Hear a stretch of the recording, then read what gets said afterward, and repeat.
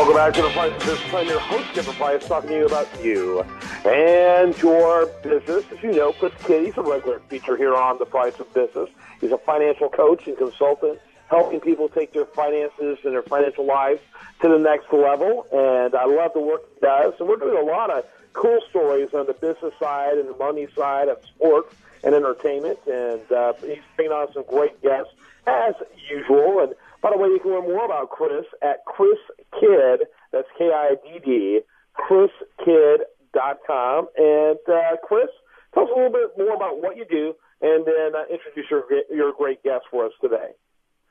Well, I work with individuals from, all walks of life, and work also with groups and organizations, basically just to teach on, financial responsibility, how to manage money effectively, and also how to become better investors. So if a lot of times my clients will either be someone who is managing their own investments and wants to have a better feel for what's going on, or that they are somebody who may be working with an advisor, but at the same time they still don't understand much, so they just hope that whoever's their advising or giving them advice is telling them the right thing. So I want to eliminate hope from the equation. And I always tell people hope is not an investment strategy. So yeah, absolutely. Any more so than being a dope. Dope is not an investment strategy. What do you got as far as a guest for us today? Well, my guest today, we've had him on before. In fact, when this topic came up, he's the first guy that I thought of, and I said I have to get him back. This is Roger Quiles, and he is a sports and business attorney from I believe it's from New York. Yeah. Sorry about that, Roger. But anyhow, it's good to have you back, and we've got an awesome topic today. Thank you for having me. Real quickly, tell us a little bit more about what you do. So I'm a solo attorney from New York City. I have a sports law and a business law practice. So I work with, I represent startups, sports businesses, and athletes on a variety of contracts, intellectual property, and business matters. Very good. Chris? Well, let's jump right into it. Roger, the Super Bowl this weekend, there were all kinds of reports of a crazy thing that happened with tickets. And, on the investment side, I'm familiar with, short selling stocks or, even selling options and stuff. But basically what happened is people short sold Super Bowl tickets or something, right? I mean, what was the whole deal here?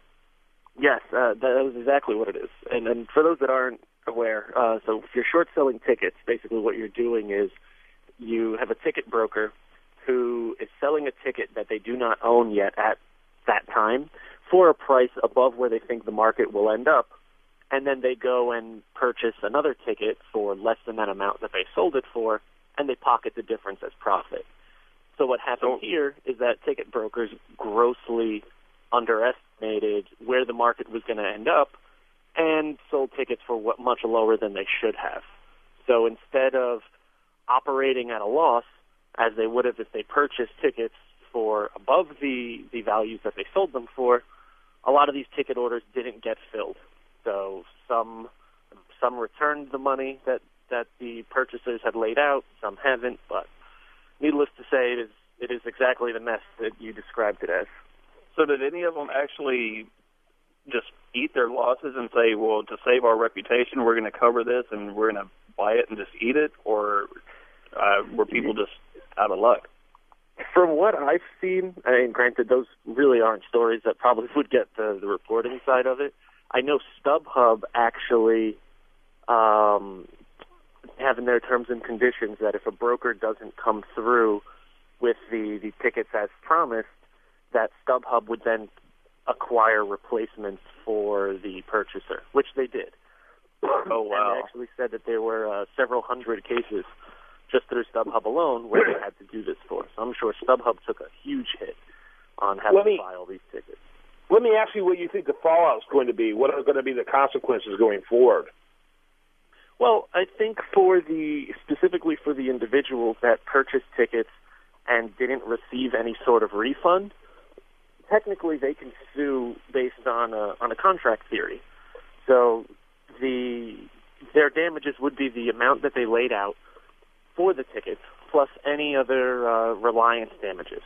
So the reliance damages are going to be the airfare, the hotel, and so on, that everyone would have booked in, as ancillary to the Super Bowl itself, assuming that they had these tickets. So now, if they were given a refund, the likelihood is then their case is over with.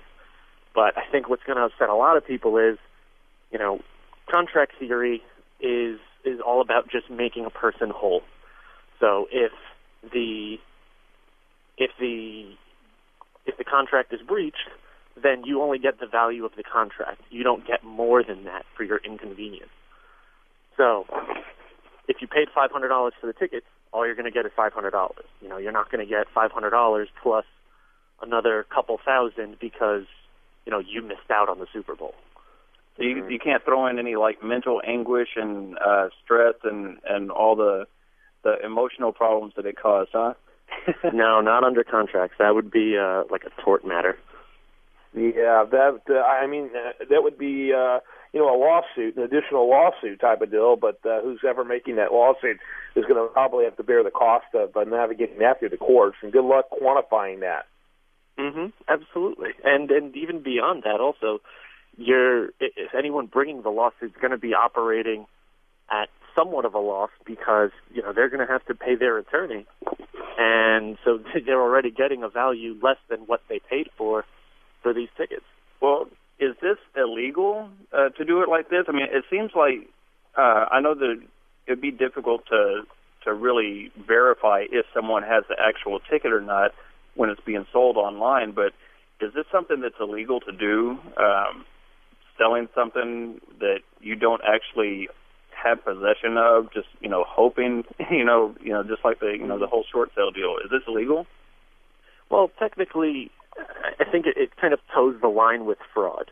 But the key difference from this situation to making a claim of fraud is that in fraud you have to have the intent to defraud someone.